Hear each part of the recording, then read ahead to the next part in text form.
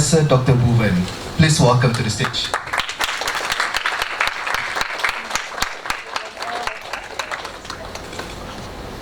I didn't say you were here. Please give it a applause. Assalamu alaikum. Namaste. Good morning and good day, which is a completely different culture. I am so delighted and honored to be here. As you heard, my name is Bhuvan Unhelkar, which is an Indian name. But I have had wonderful experiences around the world. I should have added in the greetings, Ni hao. There are only two Chinese words I know, Ni hao and Xie xie. Learning. By the way, how much time I have and who is going to scroll the PowerPoint? Dr. Midhun? Who is going to scroll the PowerPoint? Or you are going to do it? Okay. And how much time I have? Time is yours. That's a bad suggestion. 1 hour. 1 hour. Ah, better. Now I get paid to talk. So I can talk and talk and talk. Not only that, but I also write. So this is a book from which I have picked up most of the talk for today. Its title is Artificial Intelligence for Business Optimization, and I am the author, and the co-author is Professor Tad Gonsalves from Sophia University in Japan. He came to my home in Florida on 5th of March 2020 for 4 weeks and stayed for 4 months. COVID. So what do two professors do? They write a book. I have a very dear friend, Keith Sheringham. He and I worked on adoption and adaption, the play of words, in digital business. All these books are important if you cannot sleep at night. Instead of going to an insomnia clinic, just borrow my book from the library. Open any page and start reading. In 5 minutes, you'll be fast asleep. So I have written these books not really in an academic sense, but more from a consulting viewpoint, more from a practitioner's viewpoint. And even the talk that I'm having with all of you today is more or less from a practitioner's viewpoint. Because yes, I am an academic and I have got PhD students in the past. I've got postdocs now. No business, whether we take Maxis or Malaysia Telecom, is it? I'm forgetting now. This is not my first visit, by the way. I've come here many times in 2011, 12, 13 and delivered industry training to Maxis in particular, but also in general. That business is not interested in any research that I might do. All business people are saying, what is this going to do for me? So AI is a big topic. Just now, Pro-Chancellor ma'am was saying that there was a procedure done and AI did it. If we look at what Amazon is doing, it is a different type of AI than the procedure done on a human being. Robotic process automation, RPA, is a big deal. And then we are driving cars which are able to correct lanes if we are swinging. We have got smart cars. If we put them on cruise, I will go to sleep, but the car will not. And if the car ahead of me slows down, my car will slow down. AI.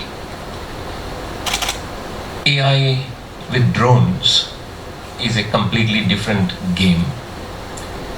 And you name it, under the water, in the oceans, up in the skies, here on the roads, education, health, travel, AI is everywhere. So if as students you are suddenly asked, what is AI? You cannot give one simple, one sentence answer. It's a vast suite of answers. So in the next 56 minutes, I want to make sure that you know that I am keeping time, and I get passionate and I start talking, and sometimes my audience gives me a reaction. Will you stop ever? So I do assure you we will stop, and we will have Q&A, questions. And I want as many students to ask me questions, so I will not keep talking forever. And the slides here are available to you. The slides are just a hook for the conversation that we are having. But the first important question is, what is AI? And the first important answer is, what do you mean by AI? Then the next question is, okay, this is what we mean by AI. What do we mean by AI? That it is not intelligence. Deep Blue has played chess with Kasparovich and whosoever that great chess master was. And the algorithm was able to beat the chess master. Who is AI? The logic, the algorithm, the data, whatever it is. But it does not replace I, intelligence. So your answer, when you are asked what is AI, can start by saying it is artificial. Then there are, of course, Hollywood, Bollywood movies where Superman, Spider-Man, this man, that man, and woman is just taking over, Transformers. To a very small extent, it may be real in our lives and in businesses, but otherwise, no. All the wonderful students in the US are deep into innovation, and a bunch of students in MIT, I am told, developed a algorithm, AI-enabled algorithm, installed it on 2 computers and made them talk with each other. And after a while, the experimental students realized that these computers have now developed a language of their own, and we cannot figure out what they are talking. But it's artificial. So after a while, they just pulled the plug and the computers stopped talking. So AI is a vast topic.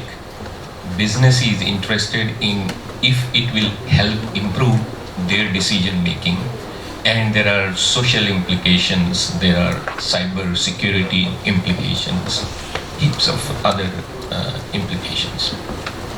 Next one, please. Next slide. Hello. Or give me the remote. That's okay. I just thought I will put a few more pictures to tell you that Lincoln University and I are connected, not just from today, but these are pictures in Sydney, Australia, early this year, middle of this year, when Professor Bhaumik had come, and we got a social chance to meet with each other. Also want to highlight Mr. Anand Pradhan over here on the left, who is a retired professional from IBM, and IBM has been at the forefront of many of these experimentation. And your dean from the Lincoln campus, Professor Mahfouz. So they will be delighted to know that I am here. Next one, please. And few more pictures. These are some of the books. You can also use these books to go to sleep, but and my students do go to sleep with these. But this one is software engineering with UML, software modeling, and that's big data strategies. So I'm just mentioning them for anyone of you who may be interested in doing more work in application of data, big data, AI, machine learning, blockchains. And blockchains are excellent technology, but you cannot buy a cup of coffee with blockchain based payment, because right now the cost is too high. So RFID, another application which is limited because of cost. So anyway, keep that in mind. Next, please. This is sort of what I'm planning to speak, but as I said, this is just a hook. At various times in the talk, in the 1 hour, I will stop, and I expect you to ask me questions or pass some comments. Keep going, please. That's just my profile. These are some of the books. The books are, by the way, freely available to my students in University of South Florida. So my students are happy, I am happy, and the publisher is happy, because everybody can sleep for free. Next one, please. So that was Art of Agile Practice. This is software engineering with UML. I just want to go through this quickly just to tell you. My next one, please. And this is the book that I talked about. But here again, business problems become important. And what is the main job of a business leader? Anyone who is the CEO of Malaysia Airlines, what is his or her job? In one word, it is decision making, decision-making, right? And decisions go wrong. So it is not always getting the decisions right, but improving the percentage of correct decisions is what AI will do for those business leaders, and that's where we have focused this particular book. Next one, please. Okay. By the way, green IT strategies and applications. Environment is becoming big, and the younger you are, the more worried you are. And I see in this room, everybody is young, and the first row is absolutely spring chicken, according to them. So younger people are saying we have to live more than the older ones like me. So we want the environment to be at least available to us. And so if any one of you want to move in that direction, especially after you finished your grad study, please explore that, stay in touch with me. But environment is, it's not just carbon emissions. There is a lot more to environment than that. So we have focused on that in this particular book. Next one, please. And work in progress. So my publisher is waiting for me to submit Psychology of Agile. Now I know all students in this room have suffered the big problem of completing the assignment at 2 a.m. when the submission is due at 7 or 8 a.m. in the morning, right? Yeah, I have been a student too. I am not, my publisher is saying, when will you submit? And I go to all the excuses that my students have given me for why they have not submitted their assignment, and I select anyone. I should use AI to do that. And I send it to my publisher. Oh, I'm not well. My great-grandmother died. How many great-grandmothers can die? But if I do submit, that will be my 28th book So I write a lot. My wife, Asha, says, stop writing all these silly things, write Harry Potter. Then she can travel in business class. Next one, please. And these are my areas of research interest, just for your reference in case you get interested. Next one, please. Okay, let's talk about digital business next. And when we are talking about using AI for business optimization, we have to know what is digital business. And a simple answer is a business that uses data for decision making. By the way, just an aside, the talk is getting recorded and it will be available to all of you. You are welcome to take as many video clips or photographs as you like. There is no privacy here. The idea is to share this knowledge, but in case you want to just listen to me, you can. It's getting recorded. So we want a business that is using data for decision making. That is the business that will benefit when we move to AI.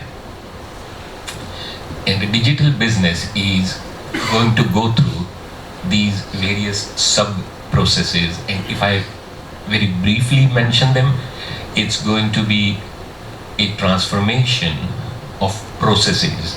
How you withdraw cash from an ATM machine, how you get on to, is it LRT, your local transport? I'm planning to ride it today if I can, just for fun. Or how do you grab a Grab? I came here thinking, Uber. No, there's no Uber. And by the way, Grab is a much bigger company than Uber, I'm told. So what have they done? They have undergone these processes, these steps, these phases to become completely electronic. So until now, in the last 3 days, I have had no need to use a Malaysian ringgit as a cash transaction. And I'm not even using my credit card at times. For example, Grab is integrated so beautifully that right from placing a request for transport through to getting, paying a small amount of tip, everything is integrated. That's because we have a process that is customer centric.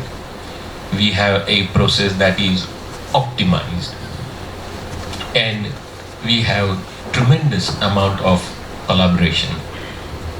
Now, I did fly in here we started from Denver in Colorado. It was snow and minus 12 degrees on Celsius scale. We then came to San Francisco, then we came to Singapore, then we came to KL. Throughout, I could have booked a hire car, I could have insured my trip, I could book a hotel room in KL only by going to united.com. That is the third part, that in our age of digitalization, a business has very fuzzy boundaries. By fuzzy boundaries, I mean airline is not just doing airlines, it is also doing hotel. And hotels and airline is also doing insurance. These are not core business processes of an airline, but it is still able to do it because of being a digital business. And you can see the phenomenal opportunity to apply AI to these areas. Next one, please. Next one. I have taken this from my dear friend Professor Tad, and again I won't read out all of this, but really it is artificial. Next one, please. So he has defined artificial intelligence in this way in one of his books, which I find quite interesting. By the way, I went to Batu Cave yesterday and saw a lot of intelligence in all the monkeys over there. I was holding on to my phone. That's the only thing I want. You can take my cap, you can take my shirt, not my phone. But this is how the real life intelligence is happening, and we apply data-driven decision making to those processes, which is the artificial aspect. Next one, please. At the start, I said we have an important question to answer. What is AI? What is artificial intelligence? Since most of you are students here, and you will be encountering these terms in the future, I thought I will explain the differences in or the different parts of AI that you will be dealing with. So AI is the umbrella term. We have already talked about we're going to use data for decision making. Even if you are given a simple Excel spreadsheet, let's say you are given an Excel spreadsheet of weather in Kuala Lumpur over last 5 years, and I am asking you, should I buy? No, I'm asking you even a better question. Which day and what time should I pre-book my visit to Petronas Towers? That's the question given to you. It's a business question. Why? Because I want maximum value from my visit to Petronas. Should I buy it on a Sunday? Should I buy it on Wednesday? Which particular date? And should I buy it in the morning or in the evening? Last ticket is 5 o'clock. And yesterday, if I had purchased it yesterday, loss of value, because it was pouring rain. But I went there on Sunday, day before, and it was beautiful. If I had asked you with 5 years of Excel spreadsheet data, when should I buy the ticket? How will you go about it? Any thoughts? Okay, I know that it's not only my books but even my talk that can put people to sleep. So please enjoy your sleep. I will give the answer. If I pick when it has not rained or when the weather has been excellent over the last 5 years, and I give it a scale, great weather, number 1. Average from a viewpoint of going on the 86th floor and getting a view of the beautiful countryside and the town, 2, 3. You can do a simple analysis. That is not AI. That is a simple static analysis. But you will build a mathematical model for it. So when you make that model learn what happened, it will start moving towards AI. Three things are involved in this. 1, data. And in any AI presentation, we have to always use the word Chat GPT. How many of you have a Chat GPT account? Raise your hands. Oh my God, people are awake. Thank you. Thank you. You can ask ChatGPT whatever you want. There's a very, very funny WhatsApp forward, and someone says that what is it? Very, very simple question. They ask ChatGPT 2 plus 2. ChatGPT says 4. Then they say that's not right. Then ChatGPT say, how do you know? And they means me. I said, because my wife told me that 2 plus 2 is 5. Then ChatGPT says, no, that's not correct. Then I said, when my wife says something, it is always correct. Then ChatGPT says, okay, I have data only up to 2021, and maybe you got married in 2022. First thing you will need is data. Whenever you are doing any AI application, you will need data. You will need the technical skills to process that data. And what is the most popular technical skill? Python. Python is a scripting machine learning language that is heavily used by Google, Amazon, and Microsoft.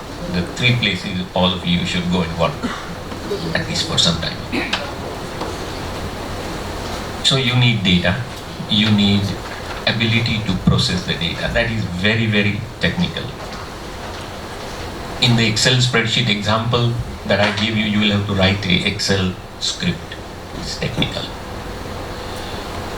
The second thing you need is a model, a basic linear regression, random forest, wonderful names, but there are roughly 30 well-known statistical algorithms that are used to process data.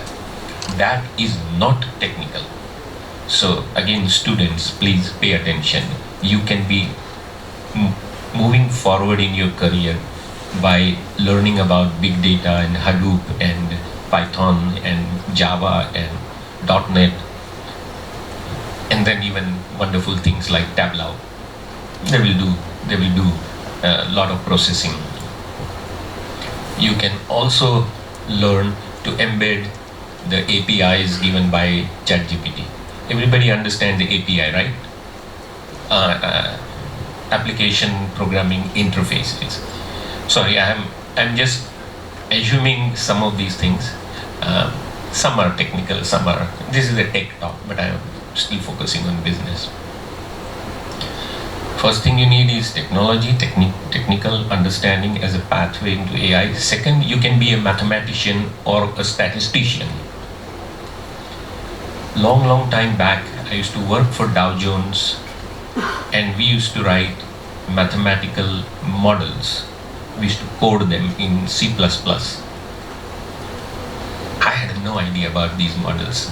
Black-Scholes, binomial, with 500 iterations, Monte Carlo, whatever are the models available. You can be a statistician and go into AI. Or you have gone into AI and you know that Dr. Bhuvan came once and he said that statistics is needed. So let me hire a person who has statistical knowledge, who can build these models without coding them necessarily.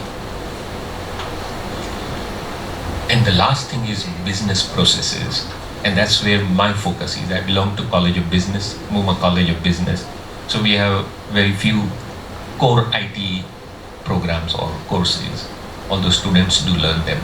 But all my management students, in fact, my program there in University of South Florida is called MSBAIS, Master of Science in Business Analytics and Information Systems.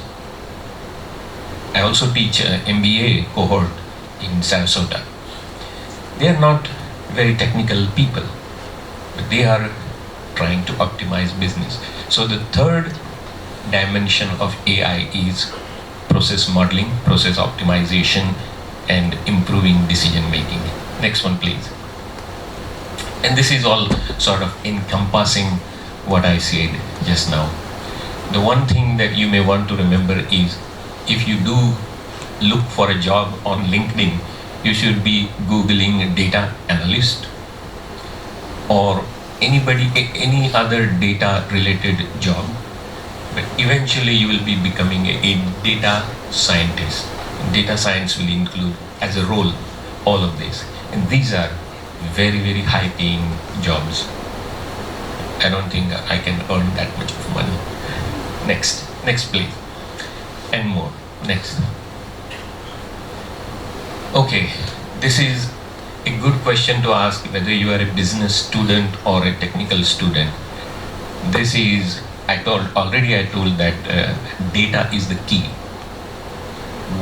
This is looking really big because this is a IBM hard disk being pushed on the back of a truck. It's a big data. So what is the size of big data? I know some of you might know because this is available on Uncle Google, but any guess for those who have not seen this? How big is this big data?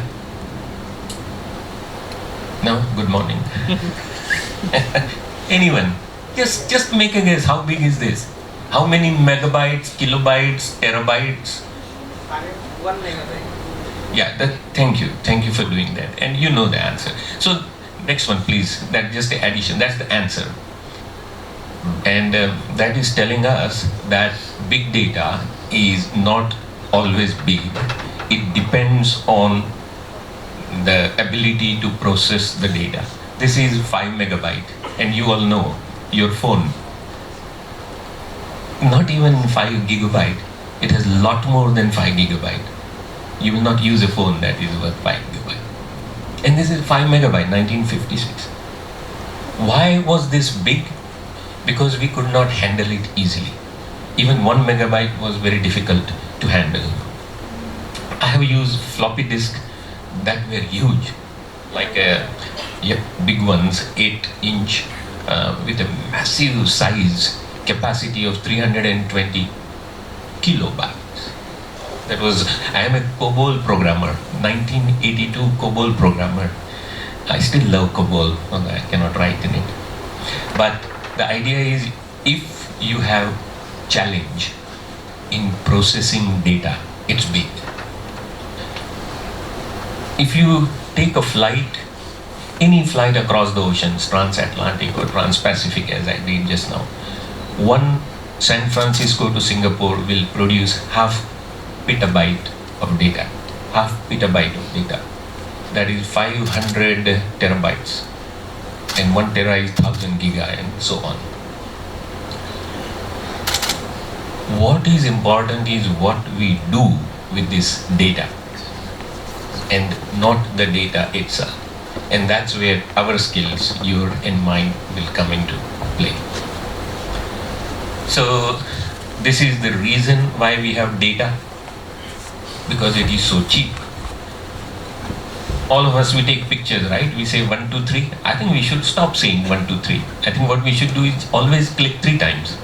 And in fact, I think Android has that feature, multiple clicks. 1, 2, 3. Why 1, 2, 3? Say 1, 2, 3. Because we can store data because it is so cheap. And I don't know if you do it, but my photos are uploaded on the Google Drive in a shrunk manner. That's actually the reason why businesses are having all of this data. Next, please. And therefore, in short, big data is data that is difficult to process. Next, please. And these are the 4: IBM, Microsoft, Amazon, and Google. And we know that they are providing ability for us to store data at a very cheap rate, free for you and I, cheap for businesses. So lots of data is getting stored. The problem is that many businesses don't know how to make use of that data, how to analyze that data. This is duck cutting. This is just for your information. If you haven't heard, this is the starting point of what we are doing, what we are talking today. This guy used to be earlier with Yahoo, and he created this wonderful Hadoop engine.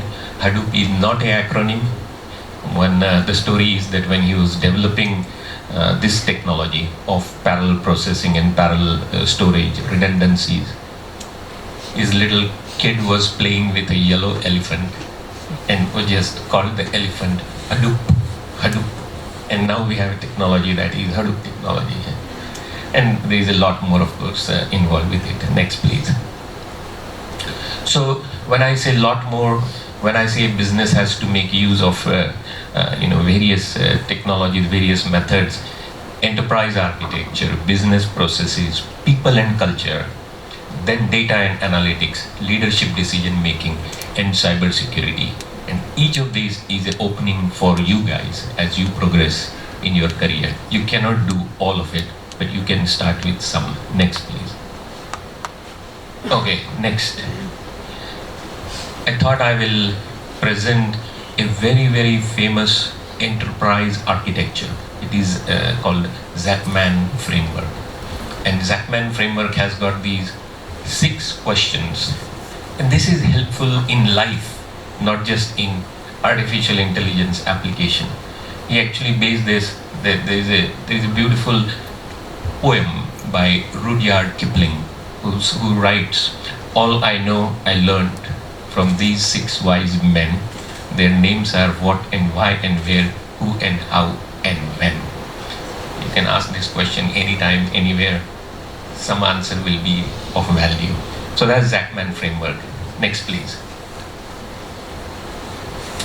This is another work that I have done with Amit Tiwari in Melbourne, Australia. And this actually comes into our book also, Business Architecture. Don't have time to talk about that. Next, please. And next. Here is a process. When you are given that Excel spreadsheet problem that I gave you, and I said, give me a day and a time when I should buy tickets to Petronas. If it is a business problem, this is the process you will have to follow. You will have to worry about the input, the storage, the analysis, the utilization, and deletion. We don't think about it, but destroying data correctly is becoming a profession. My friend Tim Vale has come here in KL with me. He's from security fields and he does security audits, and he agrees totally that after the data has done its job, you and I as professionals have to make sure that it is correctly destroyed, deleted. Next. Okay, these are all good things, but don't have time for that. Next, please. And this is how I have mapped Zachman framework for a application of artificial intelligence. Oh, is this Chinese noodles or Italian pizza or I don't know, Malaysian ice cream or whatever you want to call it? So it took me 3 years to develop this framework, and it is freely available. And some businesses have used, in Mexico has used, US little bit, Mexico a little more, in Australia and in India. What it is really showing is a complete map of how AI and big data was the starting point, can be applied in business. And it cannot be done by just thinking about it. So this is a whole validated process. In case you are interested, reach out to me. If not, you can eat it. Next one, please. And next.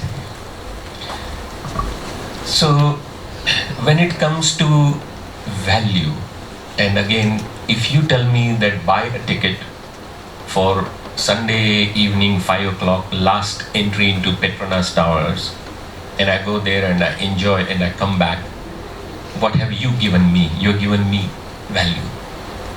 It is not just the price, it is not just going in the elevator, but the entire experience. When you are all sitting here and I am having this chat with you, you can see that some slides I am not even bothered, I am just talking to you directly, and at others I am going through faster, third I am just stopping there. What am I doing? I am providing value, at least trying to provide value to you. And that value is not always measurable, quantifiable.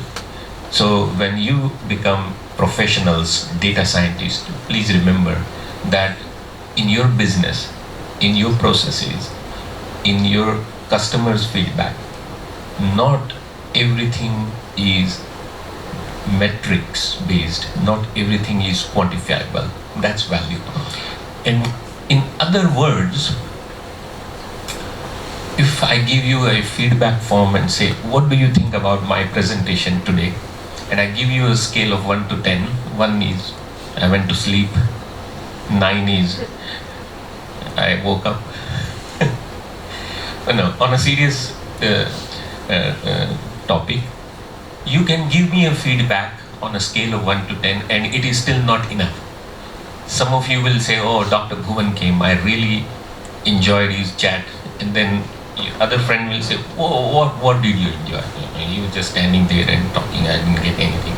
No, but I really liked it. And you are finding you are not able to express what is it that you liked or what value you took back. That means a feedback form is not enough. And all of AI is based on feedback form, right? You fly airline, you go to a movie, you come to Lincoln University, you finish your study, and ma'am over there is going to send a survey saying, how was your experience? It will not fully capture. So subjectivity is the other word that I'm saying. So automation is very basic AI. Understanding the subjectivity is NI, natural intelligence, and then optimization is improving three things. Again, three things. The time taken to make a decision is the first parameter. So time.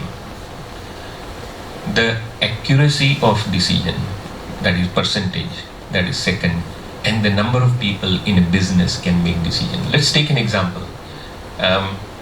Hyatt in KLCC has got 1,000 rooms, and they are making prediction of how many rooms will be occupied in the month of December. They can churn data. It can take 3 days or 3 minutes, but if we apply AI, it will be 3 seconds on what's the occupancy for month of December. Second, they are always predicting 60% occupancy in the month of December. That means 600 rooms will be occupied, and they are going wrong by 25%. That means instead of 600 rooms, only 450 are occupied. AI-based processes have improved that, or need to improve that. So now their accuracy is going wrong by only 10%.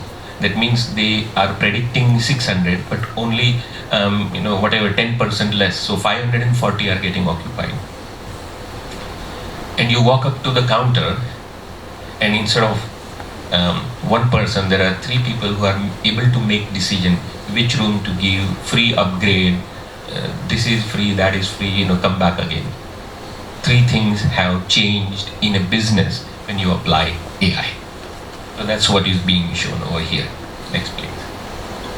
Okay, Azure Workbench. If you have used Azure, it has a very beautiful workbench to get you started with AI application, data analytics. So it's a tool. We'll keep going. Next.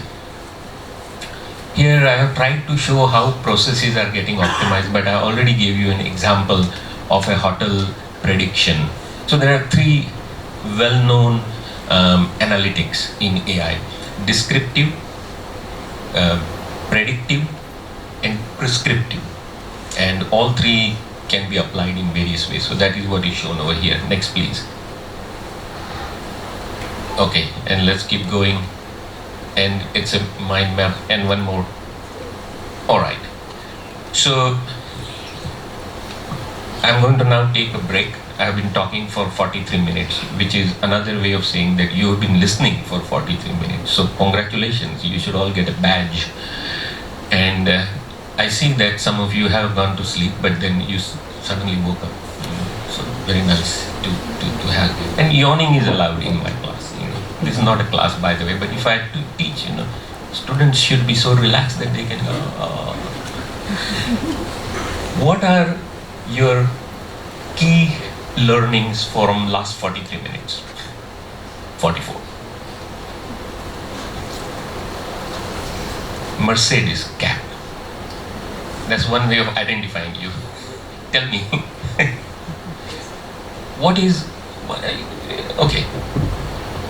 Okay, you can stand so others can see you. What do you think? What have I taught? Tell me. Yes. Just artificial, at least use 2 words. One key takeaway. Any volunteer?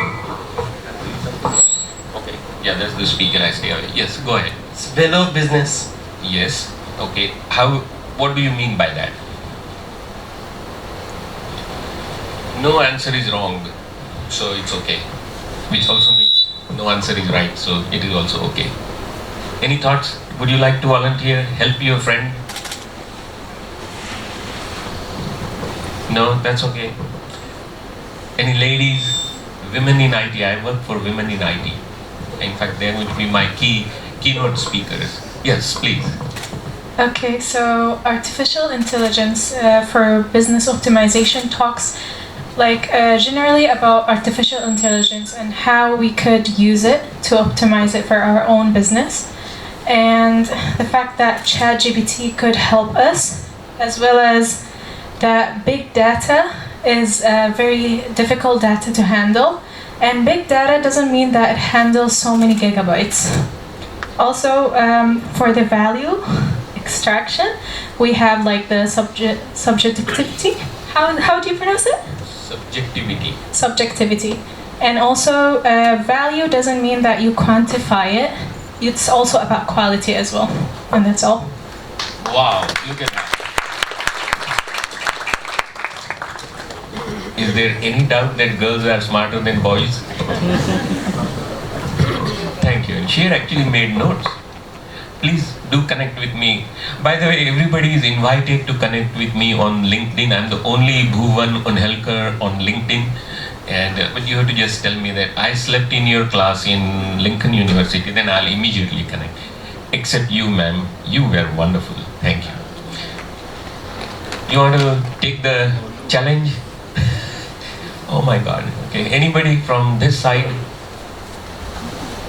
Any thoughts on what are you doing? You can tell me a little bit about what you have studied so far and how you would relate this chat. Volunteers, avoiding eye contact, it's okay. All right. Let me go through a few more slides just to show to you that this can be of value, and then we will conclude, and then we can have a few more Q&A. And Professor Midhun, you are under severe pressure to ask me one question. No, all right, I have never been so popular, I can tell you.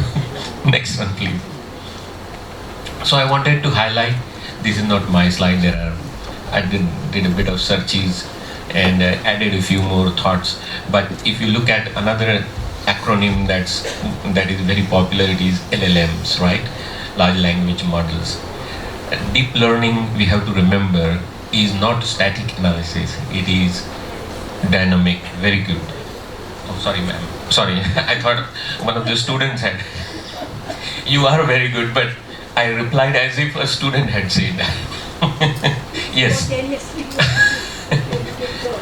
Yes, but dynamicity is something that all of you have to keep in mind when you deal with AI. AI has to learn from the results that have been produced. And that is where the deep learning models come into play.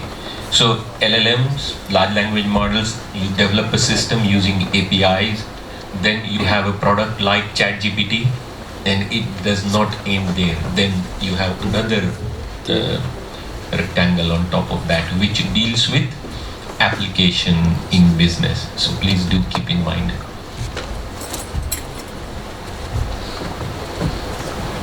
All right. So here is a bit of a thought on ChatGPT that you can refer to next. And next. One more. Okay. Another acronym. I told you LLM. Again, no AI discussion is complete without XAI. What is XAI? Explainable AI. Now, AI models are so complex and so deep and making use of so much of data that example, which day I should buy Petronas ticket, and you said buy it on Sunday in the evening at 5 o'clock. Fantastic. Why? Don't know. What do you mean don't know? No. AI does not know why. So always remember, artificial intelligence core model is correlation. not causation. AI can answer based on 1 million data points. You build a neural network, or 10 million. Professor Tad says 1 million is not enough. That means I give you an Excel spreadsheet with 10 million data points. You perform your regression, you perform the best analysis, and you say 5 o'clock on Sunday, first week of December. So why? Don't know. Because AI is based on correlation and not on causation. Now, we had an interesting exercise in Sarasota in Florida when we had a request from the police department to analyze using AI to help them place police cars at the right place. They have 10 cars, 12 cars, it's a small town. And police cars are not kept in police stations, right?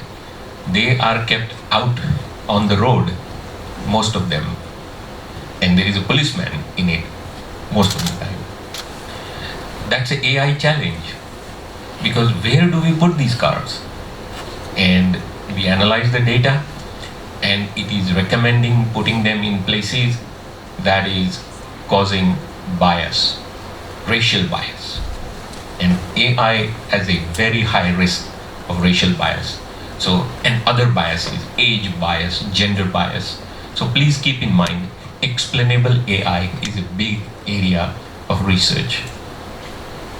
It does things, I was chatting with my daughter when I started doing all this AI stuff. She's an emergency medicine doctor in Sydney. And I was telling her that now data AI has proved that whenever it is full moon night, when the moon is full in the sky, there are more accidents, there are more gunshot wounds, and there are more people falling off the tractor or tree. And she says, yes, Dad, we are prepared in emergency on full moon night. And all the scientists will say, that's rubbish, that's hocus pocus. But no, it is not. When you analyze 10 million data points and you find that every full moon night there are more accidents, it's correlation. You don't have to ask why, because AI cannot answer why. So it's a beautiful area to explore. Explainable AI, open the box and tell me why. Next, please. Next. And next. And next. Okay, let's keep going next. Okay, and keep going. I have skipped the leadership part, but it is very interesting, but I don't have the time right now. Do please remember cybersecurity. There are so many hacks, and Australia has had 2 major hacks. One, Optus, which is owned by Singtel, and someone had a test database and somebody hacked into the test database and stole lots of data, including passport and driver's license and so on. So cybersecurity is going to be very big when it comes to AI. So I highlighted bias and ethics. I'm highlighting cybersecurity. And all of that is going to be actually a career for many of you. We have one program in my university called Information Assurance and Cyber Security Management. So it's not a techie program, it's a management program. We are giving out degrees in information assurance and cyber security management. So it's a vast field. And it's not just about network. I'm here for a networking conference, and networks can be hacked very easily, and networks have been hacked, including a friend of mine here, and you have to prevent it. So ethical hacking is a subject that we teach, and those are some areas that you will be interested in. Next. This is my summary point. Next, please. So I'm going to conclude my presentation and still leave opportunities for you to ask questions or pass comments with this very favorite quote of mine of Dr. Deepak Chopra that I like. And he's a medical doctor and very, very popular in the US. And he has written books like Ageless Body and Timeless Mind, Perfect Health, and so on. Worth reading, completely non-technical. But Dr. Chopra says, technology is our creation. You can replace the word technology by AI. It is still our creation. We were not created by AI. At least not until now. I am not created by AI. I don't know if you are. So let us use AI to bring about a healing. At the most fundamental level, you and I are not just connected, we are one. And that, my friends, is my conclusion. Thank you very much. These are my contact details and so on. Over to you, sir. 55 minutes and 49 seconds. Thank you, Prof. Before getting into QA session, I would like to thank Prof, and I want all of my students to give a great applause.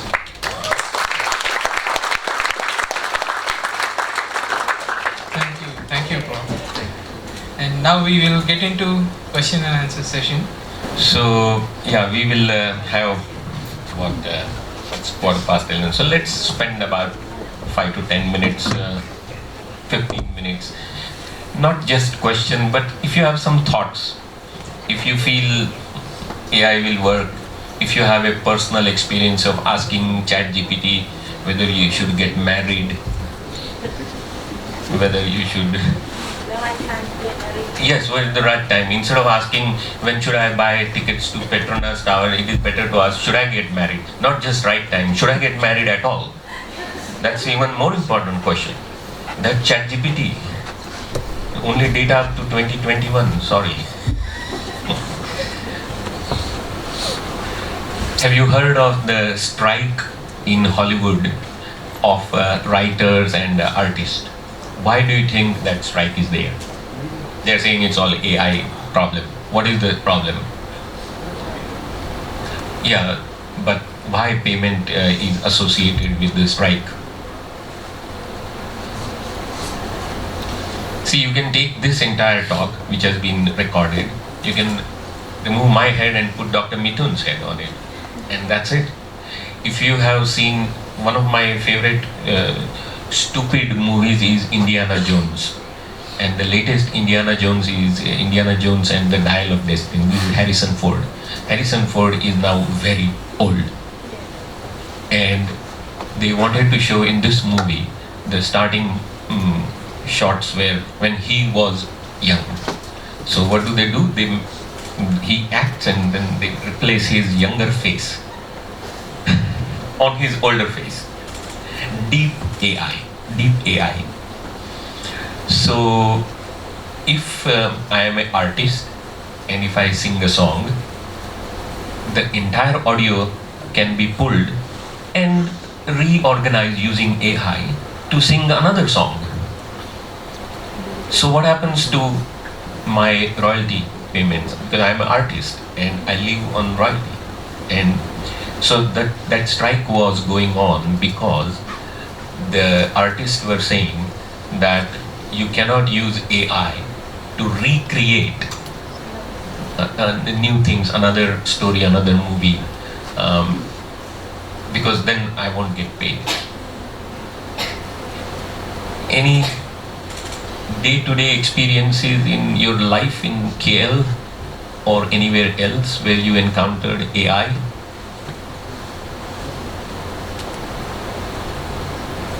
How many of you have used Grab? Right, thank you. So tell me your experiences there. The 5 stars, right? You get a... How do you think that 5-star is given? Is it only based on your ratings? If I ask you, how can the 5 stars be improved?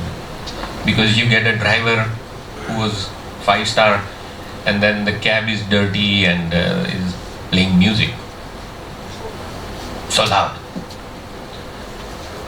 What happened? AI went wrong because it was only based on some data. Come on, I want some questions, except from you, ma'am, because that was fantastic. And Mercedes cat. Anyone here? Are you interested in passing some comments? No, that's okay. She is, man, you should go into politics, because he's saying not me, but she is interested.